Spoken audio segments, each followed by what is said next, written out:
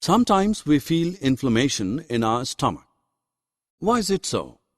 Our stomach secretes hydrochloric acid, HCl, a very strong acid which helps us to digest food.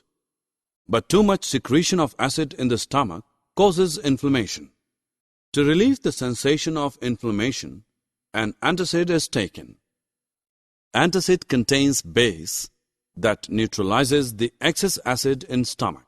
Soils which we use for cultivation can become acidic or basic in nature. The basic soils are treated with organic compounds which release acid. Thus, the soil becomes neutral. Many factories release the acidic wastes which, after falling in the water bodies, damage them.